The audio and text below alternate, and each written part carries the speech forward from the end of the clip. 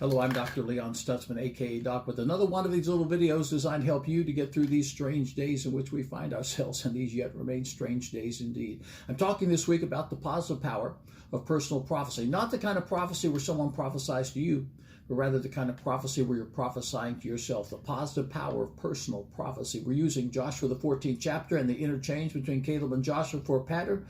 We'll get back into the pattern in just a moment. But first, let me say, last Sunday, when I shared this message at Aspire Church, I had more clicks than anything I've preached in the last year.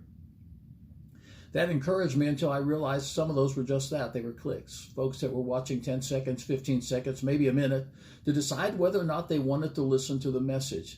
Let me say this. What I share will work in your life, but you can't click through it. You've got to listen to it. You've got to digest it. That's one reason I do these little videos on Monday, Wednesday, and Friday, because I have so many people that tell me I listen on Sunday, I'm a part of the service on Sunday, then I go back on Monday, Wednesday, and Friday for my midweek Bible studies because it helps me to understand the principles and concept that you shared.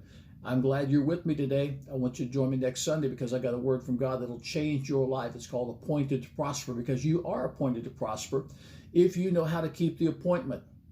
Then again, Friday I'll be back talking about the positive power of personal prophecy. From Joshua the 14th chapter, the 9th verse, he wholly followed the Lord. Caleb was able to prophesy to himself and say for 40 years, I'm going to possess the promised land. The Mount of Hebron is going to be mine. I'm going to overcome the giants and the walled cities, because he totally followed after God. Hosea the 6th chapter, the 3rd verse tells us, then shall we know if we follow on to know the Lord. His going forth is prepared as the morning, and he shall come to us as the rain, as the latter rain and the former rain upon the earth. Then shall we know if we follow on to know the Lord. I've been doing this now for over 50 years. I've been a Christian for over 50 years. When I first became a Christian, I thought that I knew God. Then I began to know God, and the more I know God, the more I realize I don't know God. That's what keeps it interesting, and that's what keeps it exciting. This constant pursuit to know God, to wholly follow after the Lord. What does it mean to wholly, completely, totally follow after the Lord? It doesn't mean self-denial or asceticism, as some people teach. It means you've got a heart that's open to God, that you're actually listening, and that you're endeavoring to do all that you can do to live a life that is justifying the investment that God has placed in your life. Salvation's free, it's by grace, but then as a believer, you want to justify the investment that God's made in your life. How do you do that? Righteousness. You live a life of righteousness. 1 John 3, verse 7. Little children, let no man deceive you. He that doeth righteousness is righteous, even as he is righteous. Now, that's not a list of rules and regulations. That's not a bunch of do's and don'ts. That's just doing the right thing. That's what righteousness means. It means that you are endeavoring every day in your life to do the right thing. And if you're doing the right thing, then you're living a life of righteousness, and you don't really have to be real religious to live a righteous life. You just have to be right. So purpose in your heart to live a righteous life. Then you have to build relationship. God says, Jeremiah 29, verse 13, Jeremiah 29:13, and you shall seek me and you find me when you search for me with all of your heart. It has been a 50-plus year pursuit of God. Why? Because I'm seeking after God. And they said if I sought him, I'd find him, and I have.